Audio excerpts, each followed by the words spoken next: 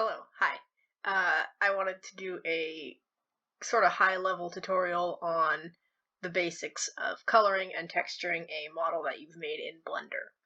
As you can see here, I got my beautiful, well-made model of a piece of floor and a little brick wall. Of course, right now it doesn't really look like that because I've got to add some kind of color and texture to it. So really quick, to add a basic Blender material to something, you go into this little circle down here on the right, and you can see there's already a default Blender material added to it, but we'll take it off just for now.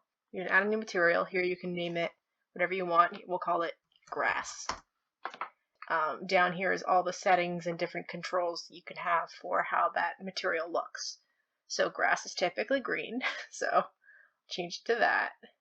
And oh no, you don't see any changes happening. That's because you've got to go into a different render mode.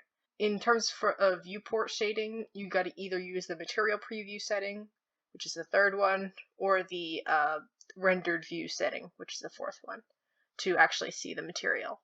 So yeah, we got a green floor now, and you can also change things like how shiny it is with the roughness slider.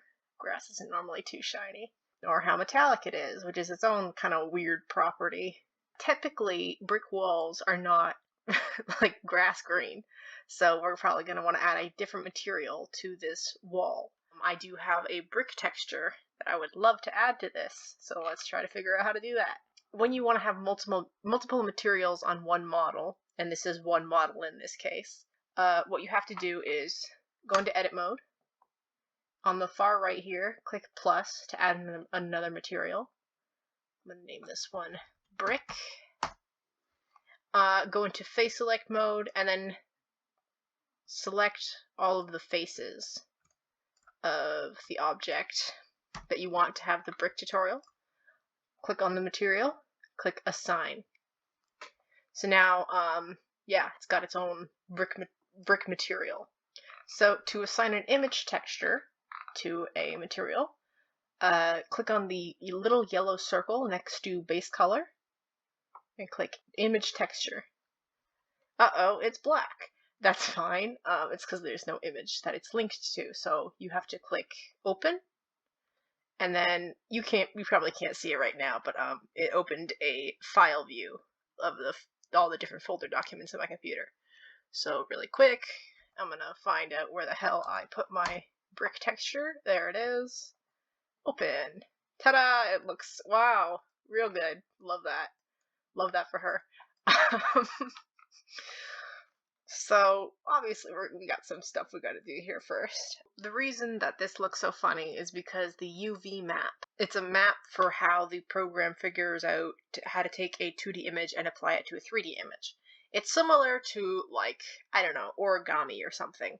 You've basically got to tell it, here's where the folds are, here's where the cuts are, so that when you put it together, it looks normal.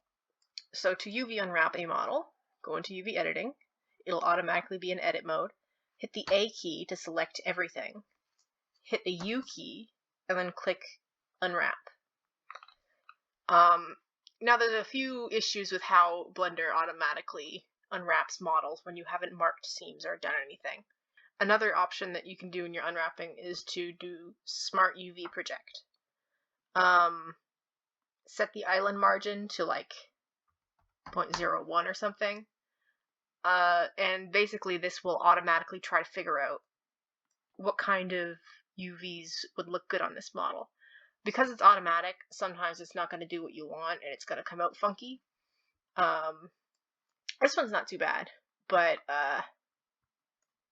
I prefer to have a little more control in how the textures look. So typically I would mark the seams myself, and the way that you can do that is going into edit mode, going into edge select mode, click on an edge that you think you want the material to be cut on. So in this case, I want the top face to have a non-continuous texture in relation to the sides. I want the sides to wrap around all the way in a smooth way with this texture, so I would rather have no seams there. So right click on the seams that you've selected, or the edges that you selected, and just click mark seam, and they'll turn orange like this. And I suppose I'll also do that with the bottom texture here, even though no one's going to see it, and I could theoretically just delete this face. You'll know that you can't really unwrap a face that is continuous like this, that wraps all the way around. So let me try to show an example here. If I go into UV editing now with the seams that I currently have, and I hit unwrap, you also get this crazy ass shape. So the reason it's doing this is because these 4 walls on all sides don't have a seam, and it's trying to figure out how this can sort of be one continuous piece of mesh. So basically what you would have to do in this case is figure out which seam would be least viewable for whatever you're doing with it. So if you're having like a camera pan up and down like this, then it's not going to see this seam over here. You would mark this seam, and now when you unwrap it, it's less insane. Another issue that might come up is you can see these UVs are extremely close together. Typically when you've unwrapped something, what you want to do immediately after is go on the left here, select all these, go into UV, click average island scale, and what that does is make the faces all equivalent sizes to what they are in the model. So like the floor isn't going to be a lot smaller compared to the size of the wall or anything like that. And then you're going to want to go into UV again and click Pack Islands. Now, normally you're probably going to also have to go in again and drag this margin size up, but this just makes it so that the UVs don't accidentally overlap or get too close to one another. This is related to baking later on. And you know what? Because there's so much open space, I think I might create another seam right here. There. Yeah, that looks better. Now what you might notice is, this brick is sideways and also very bad size. First we'll try to fix the sideways issue. So this is pretty easy. Go into the UV editor, go into its face select mode, select these, and I'm going to hit R90. There, now the brick's going sideways. Oh, how far we've come. We are now having an issue where the brick is just huge. So a way that we can fix that is go into shading.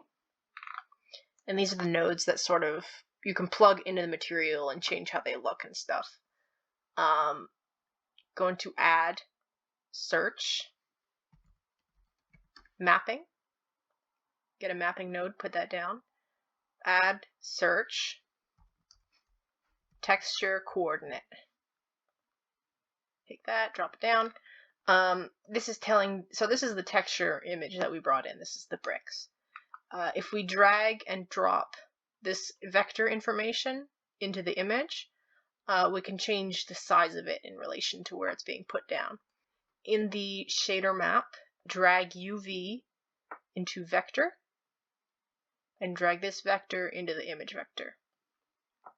Now visually this isn't going to change anything right off the bat, but if you go into mapping and you change the scale, say let's put it at 5.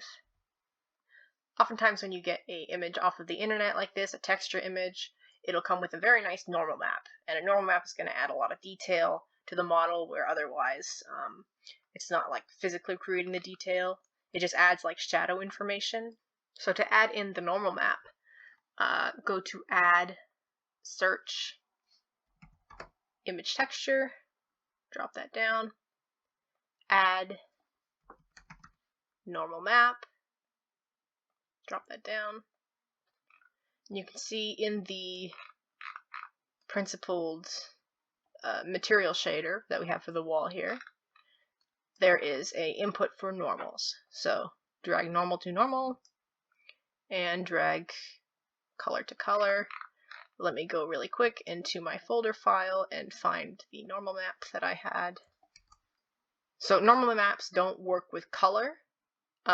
So set this to non-color. You also want to connect the normal map to this same vector thing so that it's the same size as the image. And visually this isn't going to change unless you go into the full-on rendered mode. This is just the flat image, no normal map. This is with the normal map. It basically tells the texture where to pretend there is depth so that it can create these little tiny shadows. I'm gonna try changing the strength on it a little bit here. Oh, it's because I don't have non-color on. Blah, blah, blah. Now you might think, oh, I would like to paint, I don't know, some little shadow or dirt areas onto this wall or onto this dirt. I'll just go into the texture paint node. Oh god, it's purple. So the reason that especially the ground here is purple and that you can't paint on it is because when you created this grass texture, this isn't using an image texture like in Photoshop that you can paint onto. This is just a procedurally generated material. So when you are taking something in the shader graph here, like the ground or this brick that we specifically tiled, and you are converting it into a JPEG image that you can then paint on or you can export into other programs, then that is called baking. Alright, so what we want to do now is figure out how do we bake this whole shebang into one texture image, even though it's got two different materials applied. So the first thing you gotta do is you go into this, the green triangle. Oh, object data properties, sorry. Go under UV maps, click the little plus button, and I'm going to name this new map Bake.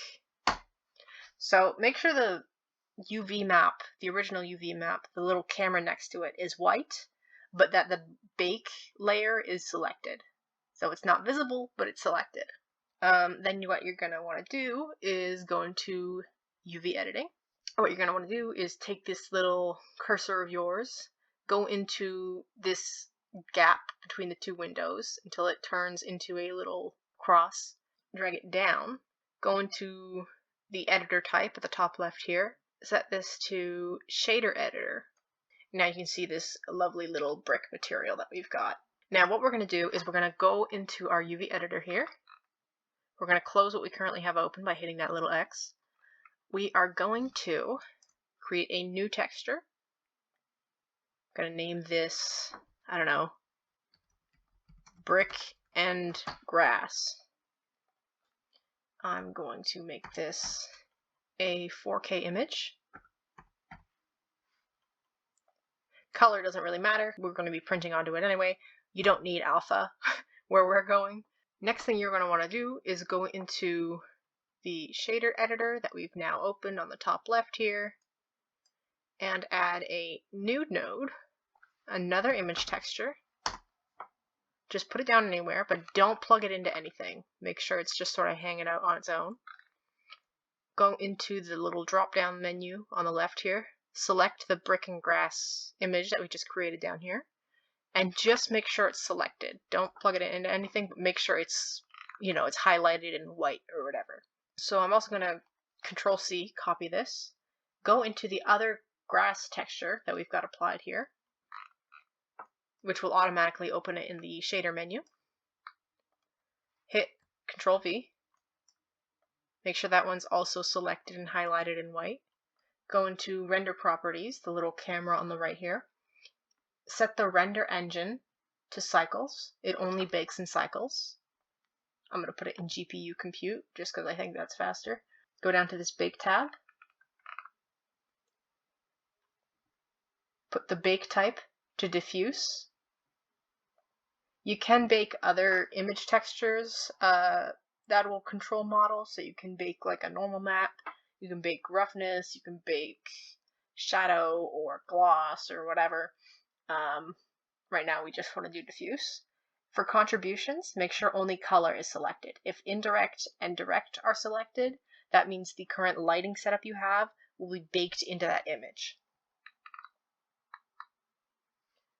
In the margin, bring it down to about 3 pixels. And deselect clear image. Alright, now cross your fingers and click bake. So as you can see, there is a little percentage bar on the bottom here, and it'll take its sweet time printing out your new texture to this image that we've created on the left here. You'll know when it's done because the new image will appear in the editor. Okay, so you might be able to hear my computer fans losing their goddamn mind. But you can see on the left here that our texture has automatically baked out to our new image here. And you can do this with multiple models at once. All that matters is that this same image node is selected inside of each of their materials when you hit bake. We have sort of permanently made the changes to it. However, one thing is that you'll notice this image tab now has a little asterisk next to it. That is because we have to save this image somewhere. If we don't, as soon as we close Blender, our brand new beautiful baby boy image here is going to be destroyed forever. So I'm just going to save this somewhere stupid and probably forget about it. Oh, it normally tries to save stuff as PNGs, but JPEGs are way smaller. Just go with JPEGs. You don't need the alpha or anything. So in the model, what we want to do now is turn on the little camera next to the bake, select the UV map original layer, click minus to get rid of it, our brand new material to the color,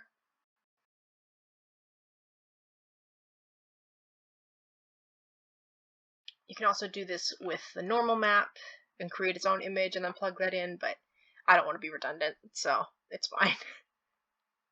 So now that it has its own image texture applied to it, we can go into texture paint mode, go into a mode where I can actually see what's going on. And let's get a black brush, turn the strength down, and blah, blah, blah, blah, blah, blah, blah, blah, blah. Look at that. Dirt. Wow. Incredible. Just sort of smear it all over the place. Blender does not have incredible default brushes, but, you know, you can make do. Another important thing about painting is it's the same thing with the UV map, where if you don't save it before you close Blender, it gets destroyed. So just go ahead, click image, save. There we go. Ta-da! Yeah, you can just switch back into Eevee mode. Once you've baked everything, you don't need to stay in cycles. Ta-da!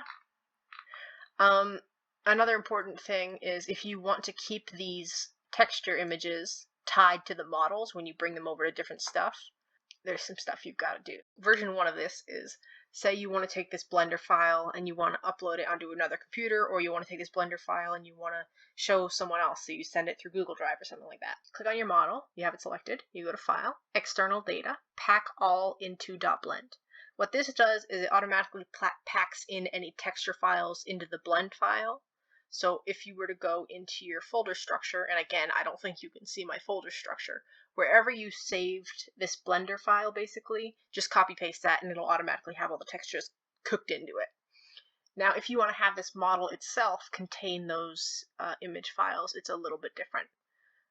So have it selected, go into File, go into Export. This works similarly if you want to do like OBJ or other stuff, but I'm going to use FBX. Basically, you're going to want to click on the far right, Limit to Selected Objects. At the top right, set Path Mode to Copy, and make the little box next to it blue by clicking on it. What this does is it copies the file path that Blender has to take to get to that image, so that if you take this model that you've now exported and you bring it over to Unity, it'll remember the file path that it had to take to get to those textures when it was in Blender. So technically, these image files aren't inside the model, it just knows where to find them. So if you were to take this FBX and you were to put it onto a Google Drive or something like that and send it to someone else, then the textures wouldn't work unless you were to like drag and drop them in whatever software you're using to look at it. Well, I think we're done here. Hopefully that'll help. I feel like whenever I try to do a tutorial, I come across really confusing. Sorry.